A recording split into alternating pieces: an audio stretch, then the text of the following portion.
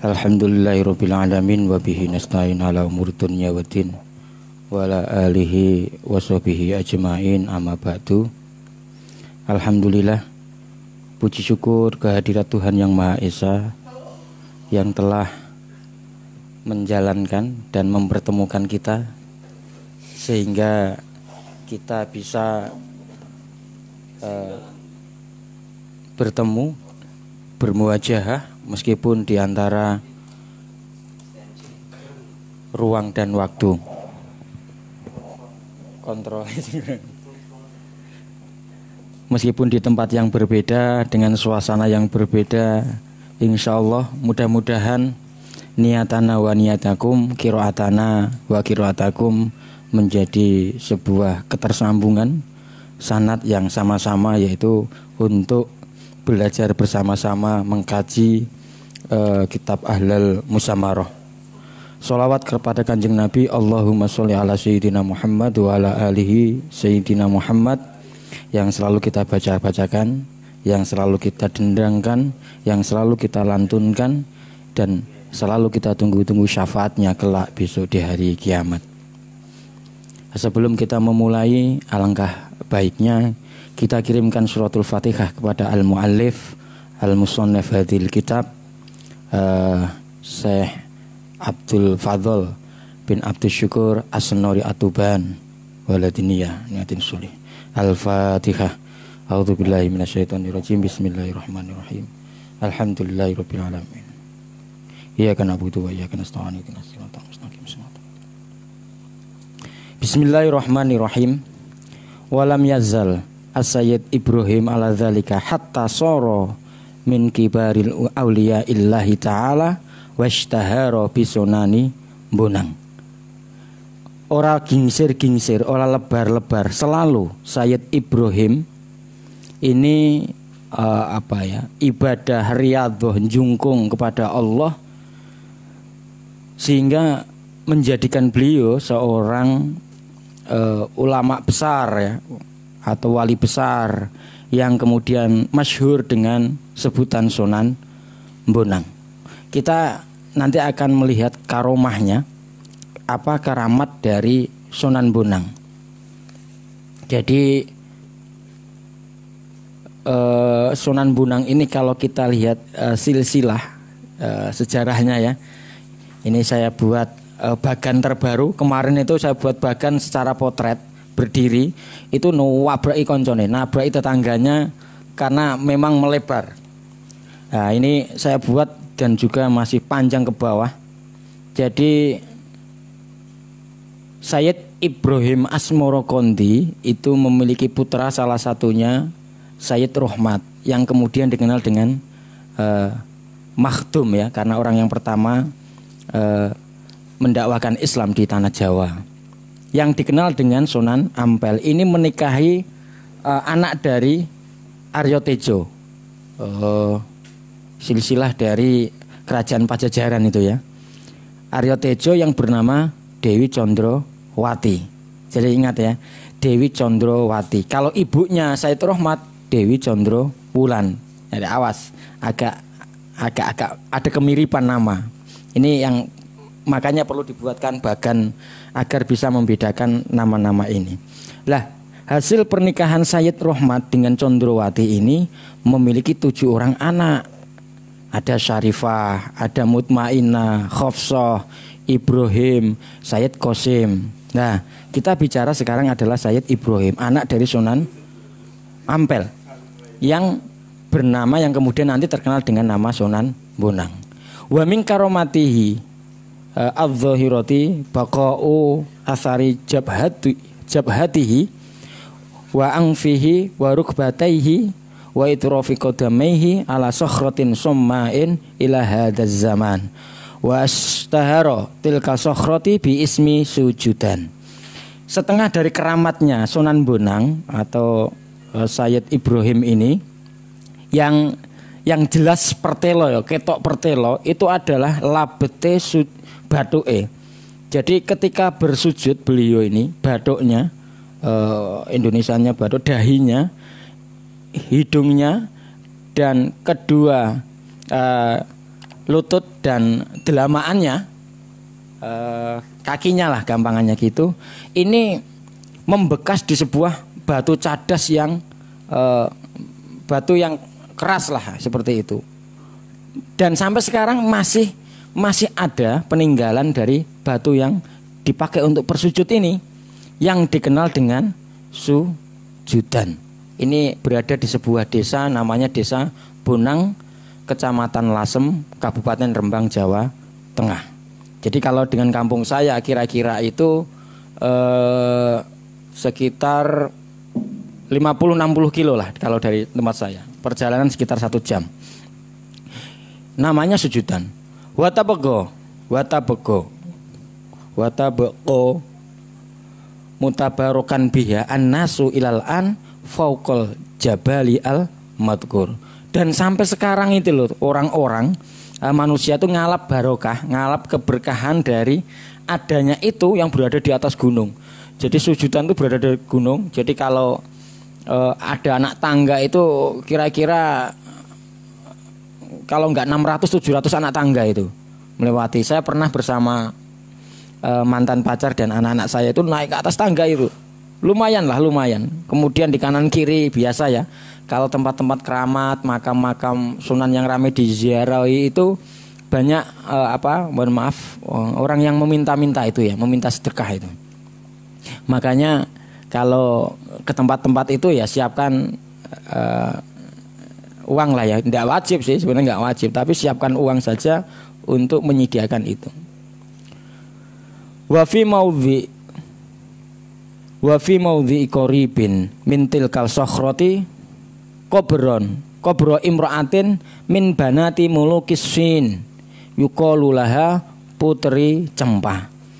Di tempat tersebut yang tidak jauh dari batu pasujudan itu ada kuburan seorang perempuan ya, yang merupakan anak dari raja-raja Cina. Jadi kalau awal-awal kitab ini kita menyebut Cempo itu merupakan sebuah wilayah yang berada di daerah Thailand, Vietnam lah, begitulah kira-kira. Sementara kalau Putri Cempah ini karena dia adalah anaknya Raja Cina berarti beda ya. Bukan Putri Cempah yang berasal dari Thailand atau bukan dari ibu dari Sayyid Rohmat atau Sunan Ampel, karena ayahnya kan menikahi anak Raja Cempah yang ada di daerah Vietnam atau Thailand itu. Jadi dibedakan ini biar tidak salah paham terlebih dahulu. Kila annaha waro'at Sayyid Ibrahim yusolli ala sokhrotin fa'asyangkothu famakasat hunaka mungtadhirotan liing sorifihi anis solati falan yang sorif hatta matat faduwinat hunaka wa dhuribat ala kobriha kubbatun kanat tahta a'madatiha azamun mim fuqarati azamin zuhri samakil bahri. Jadi karena ada interest, ada ketertarikan Putri Cempah dengan apa yang dilakukan oleh Sunan Bonang. Kemudian ketika Sunan Bonang itu sujud di pasujudan itu, di batu pasujudan itu, Putri Cina ini, Putri Cempah ini menunggu selesainya sholat dari Sunan Bonang. Tetapi saking lamanya menunggu sholat sampai belum sampai ketemu Putri Cina ini meninggal. Hingga kemudian Putri Cina ini dikuburkan di situ, di sebelahnya batu cadas tadi itu. Nah, kemudian rejane zaman, kemudian dibuatlah sebuah pertanda, dibuatlah sebuah petilasan begitu. Makam dari Putri Cempah itu dibuatlah cungkup di atasnya itu, yang di dalamnya terdapat pilar-pilar atau tulang-tulang yang berasal dari samakul bahri, tulang-tulang ikan laut. Itu karomah yang pertama yang dimiliki oleh Sunan Bonang. Kemudian keramat yang kedua, kila wa min karomatihi ini ala suratin hingzirin. Keramat yang kedua itu ada batu yang menyerupai kayak babi lah. Wa ala hingziratin. Jadi ada babi cowok dan ada babi cewek. Wa dzalika annahu marra fi dzalika tariqi ma'a ba'dhi muridihi fa idzan amamahu hingzirun yangzu ala hingziratin. Jadi pada suatu ketika Sunan Bonang bersama dengan murid-muridnya itu ya berjalan di daerah situ, tiba-tiba ada babi cowok ya sedang melakukan iwik-iwik lah. Apa istilahnya iwik-iwik itu bahasa Indonesianya apa ya? Lagi embem gitu, lagi embem dengan babi cewek. Nah, kemudian ya indah-indahan lah ya. Kurang tahu indah-indahan itu kayak apa gitu. Faqala wa yadhunnu annahu lam ya'rifuhuma. Murid-muridnya Sunan Bonang ini menyangka kalau Sunan Bonang tidak tahu kalau di depannya itu lagi indah-indahan ada dua babi yang sedang indah-indahan yang lagi embem itu tadi. Terus anak ama maka hingziron yang zu ala hingzirotin. Kanjeng Sunan, wah kira-kira gitu ya saya ngumuritnya. Kanjeng Sunan, apa jenengan tidak tahu kalau di depan jenengan itu ada dua babi cowok dan cewek yang lagi embem gitu. Nah, kemudian ternyata fakola maka kemudian Kanjeng Sunan Bonang ngomong begini, balhuma hajaroni fasoro hajaroni wa bakiyani ilal an fi mahillatin yuqalu laha hijrul hingzirin. Jadi Kanjeng Sunan di depan itu ada babi yang lagi embem cowok sama cewek. Terus Sunan Bonang menjawab bukan, itu bukan babi tapi batu gitu kan. Nah, akhirnya saking keramatnya itu ternyata dua babi ini berubah wujud menjadi batu. Jadi kayak ceritanya maling kondang gitulah ya, disabda menjadi batu karena berbuat tidak patuh sama orang tuanya ya menjadi batu begitu. Jadi maka jadilah dua batu yang kemudian dikenal dengan istilah watu celeng.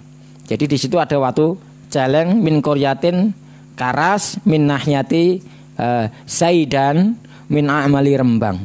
Jadi watu celeng ini berada di sebuah tempat yang bernama Karas yang berada di Sedan arah selatannya Rembang.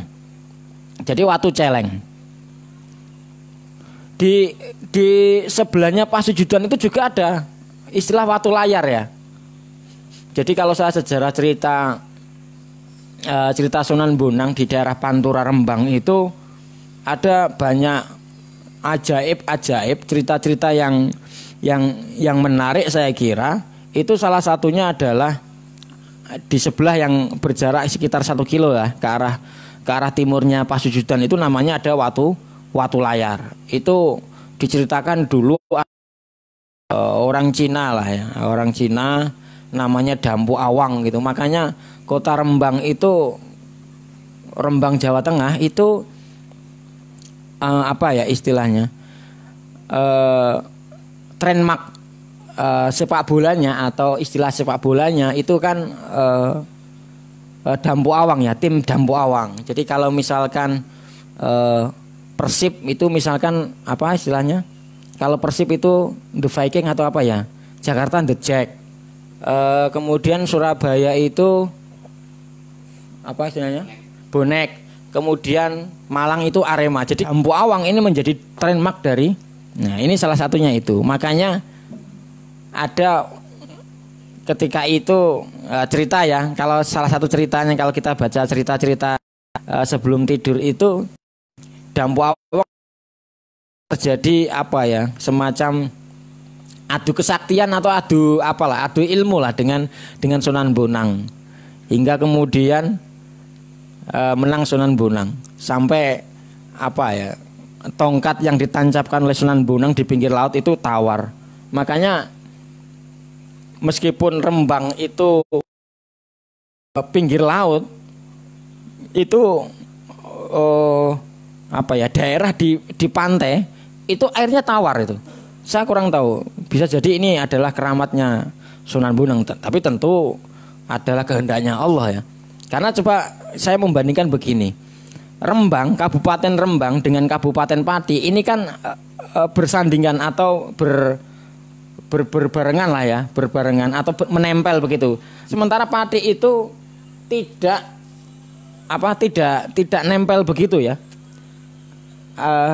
Daerah di pinggir pantainya sudah dalam 25 ini 25 meter ke bawah tetap dia asin. Ini yang membedakan antara Rembang dengan Pati ya. Mungkin bisa jadi itu adalah keramatnya dari Sunan Bonang. Saya akan melanjutkan lagi.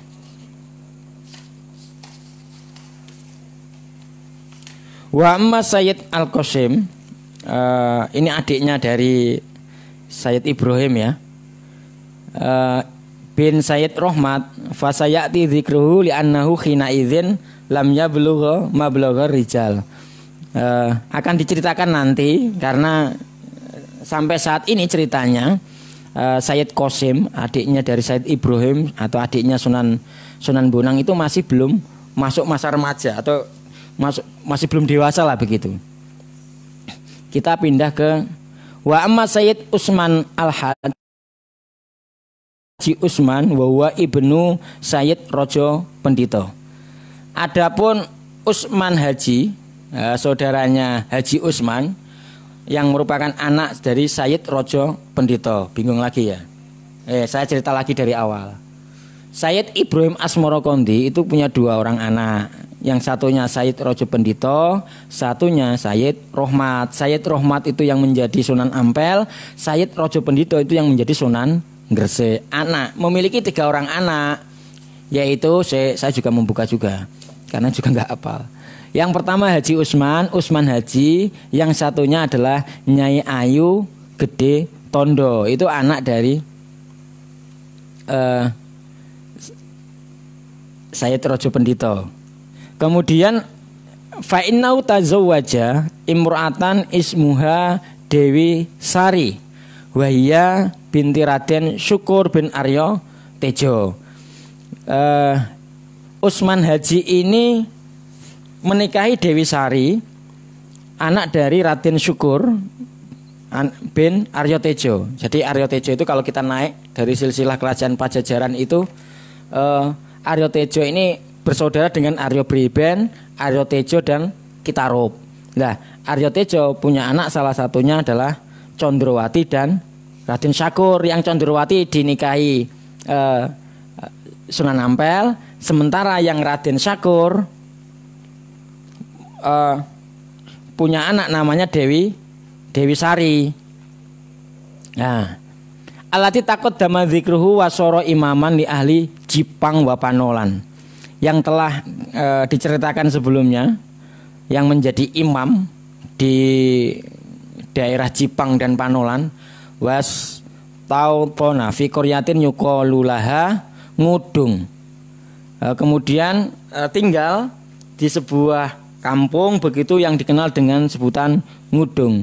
Wasalaka tariqul auliya wa dabara anid dunya wala zama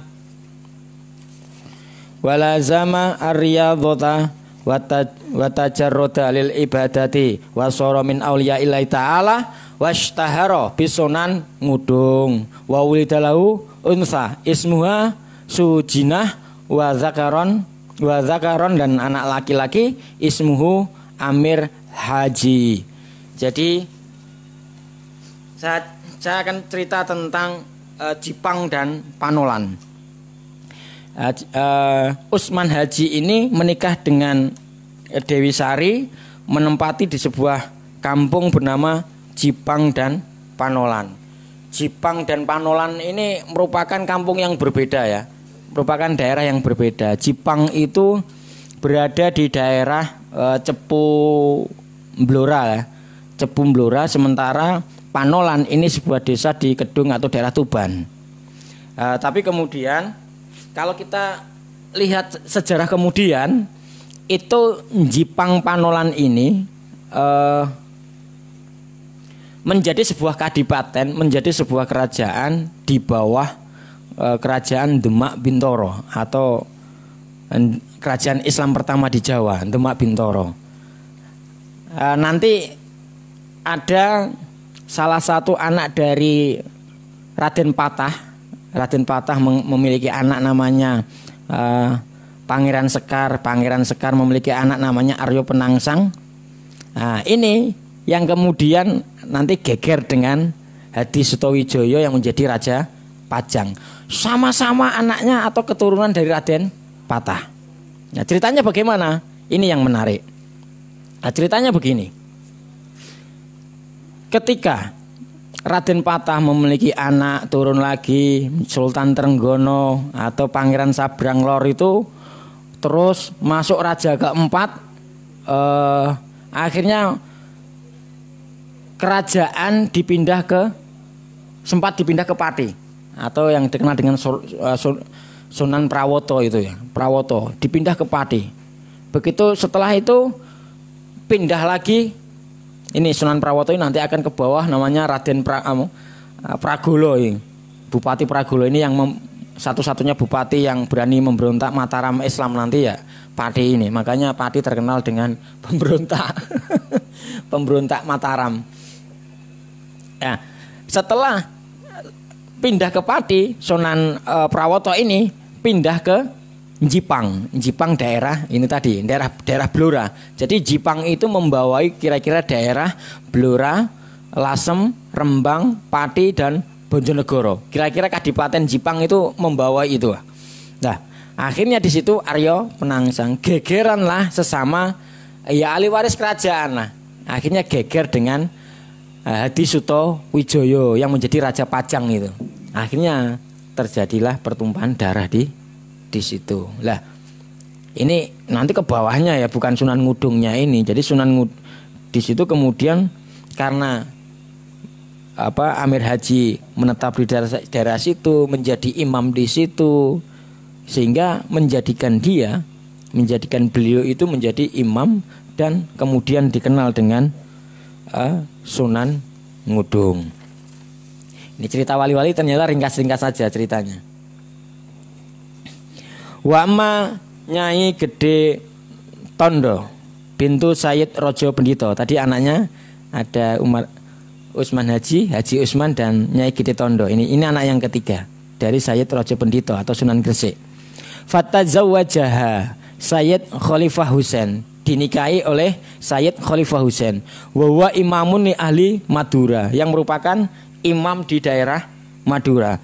Wastaupona fi qaryatin yuqalu laha Kertayasa, tinggal di sebuah daerah yang dikenal dengan sebutan Kertayasa. Wa takhallahuna kalil ibadati wartadha lijihadati wasara min auliyaillah washtara bisunan Kertayasa, karena di sana riyadhah dan sebagainya, ibadah jungkung, meninggalkan keenakan dunia, akhirnya menjadi sunan yang dikenal dengan Sunan Kertayasa. Wa wulidalahu waladun yuqalu lahu Khalifah Sugro, kemudian memiliki anak yang bernama Khalifah Sugro. Wa taba'un fil islami katsiru min ahli dzalikal balad, orang-orang penduduk Madura banyak yang Islam dari Sayyid Khalifah Husain ini. Wali Raden Syakur Al-Mutaqaddimi zikruhu waladun ismuhu Raden Syahid. Dan bagi Raden Syakur yang telah diceritakan terdahulu ya, yang sudah saya ceritakan terdahulu, itu memiliki anak yang bernama Raden Syahid. Siapa itu Raden Syakur itu? Raden Syakur itu merupakan anak dari Aryo Tejo juga. Jadi anak dari Aryo Tejo. Memiliki anak namanya Raden Syahid. Wa tazawwaja Raden Syahid hada Sayyidat Sarah binti Maulana Ishaq. Kemudian Raden Syahid menikahi seorang anaknya Maulana Ishaq yang bernama Sarah. Maulana Ishaq kemarin memiliki dua anak ya, Abdul Qadir yang bergelar Sunan Gunung Jati, yang satunya Raden Sarah. Ada lagi Maulana Ishaq itu menikah dengan Dewi Sekardadu, anak dari Raja Belambangan yang kemudian memiliki anak yang dibuang ke laut namanya Raden Paku. Bingung is, ayo kakek nama akhirnya bingung.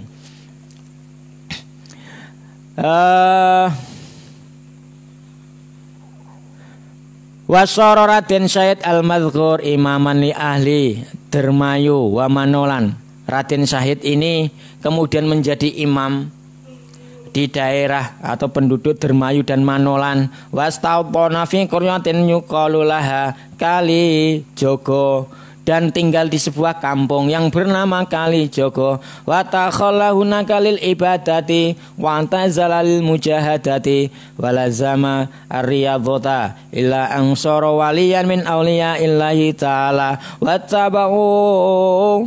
wattaba'u khalqa katsirin min ta'atillahi ta'ala wa lam yanqati anit takhali wa intazali an-nasi war riyadhati wa aqbala lil akhirati wa adbara anid dunya bil kulliyah. Wa ulida lahu salah satu auladin Raden Said wa Sayyidah Ruqiyah wa Sayyidah Rafi'ah. Satu paragraf dibaca langsung biar cepat. Jadi Raden Syahid itu menikah dengan Sayyidah Sarah, anaknya Maulana Ishaq, memiliki 3 orang anak nantinya. Yang pertama yaitu Raden Said. Raden Said yang kemudian menjadi Sunan Muria yang di daerah Pati atau daerah atasnya inilah Colo Kudus sana. Bisa lewat Kudus, bisa lewat Pati ya, karena tapi rata-rata orang-orang itu lewat Kudus, Colo, tapi ya agak di daerah pegunungan sih. Nah, yang pertama Raden Said, kalau di buku-buku Umar Said begitu, kemudian Sayyid Ruqiyah dan Sayyidah Rafi'ah, nama-nama. Kurang tahu nanti selanjutnya nanti akan dijelaskan ini nanti akan kemana begitu. Karena Raden Syahid itu menjadi imam di daerah Dermayu dan Manolan, atau yang kemudian dikenal dengan istilah Kali Jogo. Karena di sini disebutkan istilah Raden atau kampung namanya Kali Jaga. Jadi menurut Bandol, Kali Jogo itu merupakan nama kampung, tapi kemudian dinisbatkan menjadi Sunan Kali Jogo. Tetapi kemarin saya itu mencari perbandingan ya, perbandingan dari serat apa ya kemarin ya. Karena sejarah itu dibaca sekarang, besok seminggu kemudian lupa. Jadi saya ngomong 1 jam ini cerita ya, apa gitu, buka rahasia. Jadi saya menyampaikan ini 1 jam, itu belajarnya 1 jam loh. Jadi jangan dikira terus langsung buka langsung ngomong gini.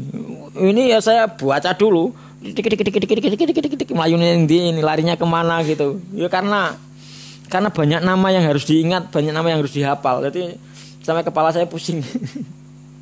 Kemudian dikenal dengan Sunan Kalijogo.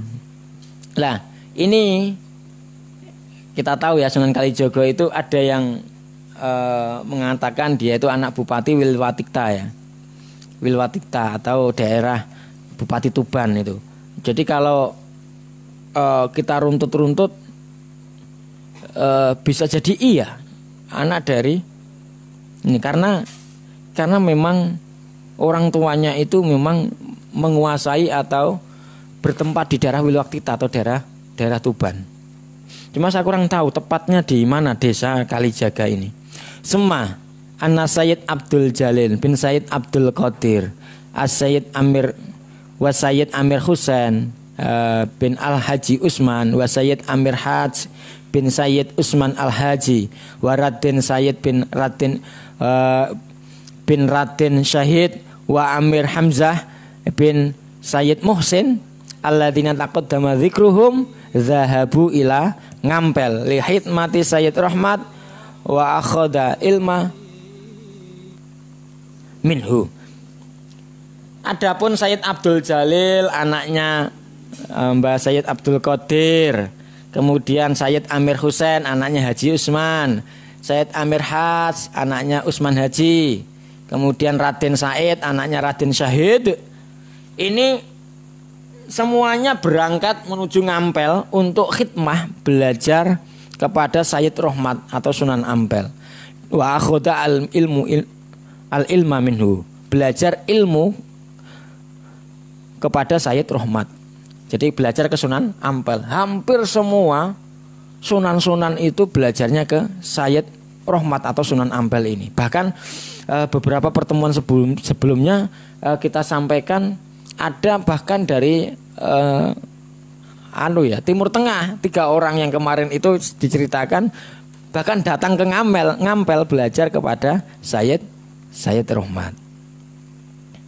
Wa Sayyid Qasim bin Sayyid Rahmat wa alladzi sara raisuhum fit ta'allumi. Sementara yang menjadi ketua kelasnya lah. Jadi dulu itu sudah ada ketua kelas ya, tidak sekarang saja. Yang menjadi ketua kelasnya ini adalah Sayyid Qasim.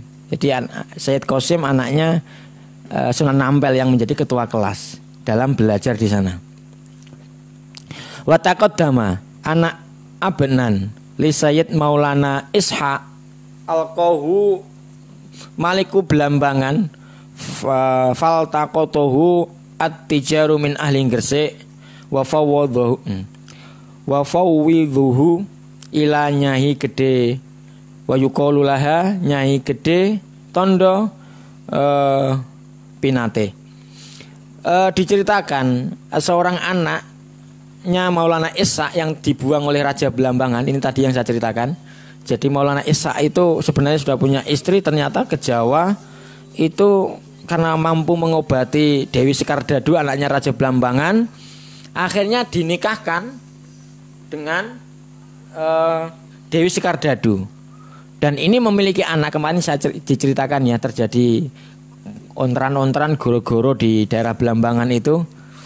Lah, begitu anak ini dibuang oleh Raja Belambangan, ditemukanlah pedagang dari Gresik dan kemudian diserahkan kepada Nyai Gede. Sehingga Nyai Gede ini dikenal dengan nama Nyai Gede Tondo Pinate. Wa innaha sammatshu bi Raden Paku, kemudian memberikan nama dengan nama Raden Paku. Walam tazal tarbiyahu wa tabannahu ila an balagha minal umuri khamsi asyra sanatin. Jadi di Nyai Ayu Gede Tondo Pinate ini diajari ya tarbiyah, pendidikan, kemudian ya akhlak dan sebagainya itu hingga berumur 15 tahun. Fasyara'a fi tulabil ulumi syariah summa sami'a anna fi qaryati Ngampel min wilayati Surabaya aliman min kibaril ulama'i yu'allimun nasa al uluma salasati asy-syari'ati wat tariqati wal haqiqati. Kemudian setelah umur 15 tahun Raden Paku ini mireng mendengar bahwa di daerah Ampel itu ada orang yang alim yang mengajarkan ilmu syariat, ilmu thariqah dan ilmu hakikat. Kemudian dia menyampaikan keinginannya kepada ibunya. Faqala li ummihi ya ummah inni sami'tu inna fi Surabaya aliman min kibaril ulama'i washtaro annahu min ba'dil awliya'i Faqalat lahu ummuhu na'am inna dzalika waliyyu min auliya'illahi ta'ala wa ismuhu Sayyid Rahmat walaqaba bi Sunan Makdum.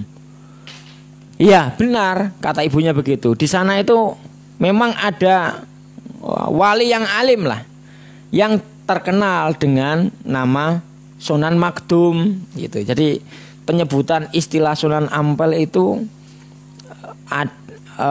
ada yang mengatakan Sunan Ampel Raden Rahmat ya, ada yang mengatakan Sunan Ampel. Di satu sisi yang menguncarakan, yang mengenalkan atau memasyhurkan nama Sunan Makdum itu adalah Maulana Ishaq, karena menganggap bahwa Raden Rahmat itu orang yang pertama di Jawa yang mengajarkan Islam. Wa annahu mustautinun fi quryati Ngampel faqala Raden Pakuli ummihi inni uridu as-safaru ilaihi wa uridu khidmatihi walakin sa'altu minka antadhabi ma'iya litawwidhini ilaihi faqalas if'al ma bidzalika wa ana dhahibatun ma'aka ilaihi. Maka kemudian Raden Paku mengajak ibunya, Bu, antar dong Bu, terno dong Bu, aku mondok rono Bu. Iya ngger, iya aku bakal ngeterno sliramu ya ngger ya. Inggih. Akhirnya fadzahaba huwa wa ummuhu ila Ngampel falama wasala ilaihi dakhalat ummuhu ala Sayyid Rahmat. Kemudian begitu sampai di Ngampel, masuklah ibunya, sementara yang Raden Pakunya di luar. Mungkin ya kalau sekarang ya ngenteni ning ngisor wit karo rokok-rokokan begitu ya. Faqalat lahu jituka li ufawwidhi waladi ilaika li annahu yuhibbu ayyata'allama minka al-uluma allati yahtaju ilaiha fi dinihi. Jeung Sunan Ampel, kedatangan saya ini mau memasrahkan anak saya Raden Paku untuk belajar agama kepada panjenengan. Qala aina huwa al-an, kayak bahasa Arab dasar aja. Saiki anaknya mana? Anaknya mana? Wah gitu. Qalat huwa dza kharijal baiti mustadhilan. Dia ada di luar rumah jeung Sunan. Mustadhilan itu ngiyup lah. Tata syajratil tambul. Dia itu ngiyup di bawah pohon tambul. Kurang tahu pohon tambul itu kayak apa ya bentuknya. Kalau timbul ada orangnya begitu. Kalau pohon tambul ini saya kurang tahu. Fad'uhu ilaika fada'ahu Sayyid Rahmat fadakhala wa jalasa baina yadayhi falamma ra'ahu Sayyid Rahmat sakata wa ta'am mala fi wajhihi. Kemudian setelah didangu, dipanggil, Raden Paku itu suruh masuk. Begitu ketemu Sayyid Rahmat, Sunan Ampel ini disuruh duduk sini nger, duduk sini nger. Ketika melihat wajah atau melihat pasuryaning Sayyid Raden Paku ini, membuat Raden Ampel ini, Sunan Ampel ini diam dan mengangen-angeni, mikir-mikir, kok gak aneh wajahnya, kok gak aneh. Nah ternyata tekan di mau. Ternyata watadzakara majaroli Sayyid Maulana Ishaq waladul lama lima ra'ahu fihi min syubihi bi Maulana Ishaq. Jadi dia setelah melihat Raden Paku itu mirip kayak Maulana Ishaq, pamannya, adik dari Sayyid Ibrahim Asmoro Kondi yang merupakan pamannya. Wajahnya kok mirip sekali dengan Maulana Ishaq, sehingga membuat beliau curiga lah. Kemudian dia bertanya kepada ibunya Nyai Ageng Gede Tondo tadi itu, ahada waladaki min nafsiki, bu Nyai, iki anak ini anak sampean sendiri, au waladun tabani yatihi, utawa anak pupon lah atau anak angkat. Fakhbaratu, Kemudian Nyai Ageng Pinatih tadi menceritakan bihaqikoti umrihi, kemudian menceritakan sejatinya ceritanya kama taqaddama dzikruhu. Faqala As-Sayyid Rahmat ingkana ma akhbartani bihi haqqan fahada ibnu ammi. Kalau begitu ceritanya berarti ini anak pamanku. Wa anna yinatuhu maka saya siap untuk mengajarinya.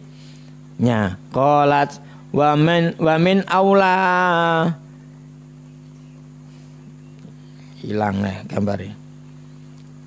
Wa inni mufawwidhatun, sesungguhnya saya memasrahkan ilaika amarahu lita'allumihi, untuk mengajarinya agama, al-adabi, mengajarinya adab, tata krama, wal uluma, dan ilmu-ilmu ad-diniyati sing bangsa agama-agama. Fataraktuhu, maka kemudian Nyai Ageng Gede Tondo tadi meninggalkan Raden Paku ing ngersane Sunan ampe ingda Sayyidi Rahmat fa'alamahu al-adab, kemudian Raden Rahmat mengajarinya adab, tata krama, wal uluma, dan ilmu-ilmu. Wasalaka bihi, dan Raden Paku mengambil jalan bi at-tariqo, di jalan an-Naqsabandiyati, tariqah Naqsabandi. Dia mengambil tariqah Naqsabandi. Hada maka namin amri Raden Paku. Itu cerita tentang Raden Paku. Jadi barangkali alur ceritanya agak ruwet karena banyak potongan-potongan atau banyak cerita-cerita wali yang begitu banyaknya diceritakan dengan secara secara sedikit-sedikit gitu ya. Jadi nggak sampai detail gitu. Sehingga banyak mengenalkan istilahnya mengenal nama-nama yang sangat banyak sekali itu. Itu barangkali hadirin mudah-mudahan dapat bermanfaat, dapat memberikan faedah, dan lebih-lebih dicatat menjadi orang yang belajar tentang ilmu. Amin amin ya rabbal alamin. Saya akhiri akhiran wallahul muwaffiq ila aqwamit thoriq. Wassalamualaikum warahmatullahi wabarakatuh.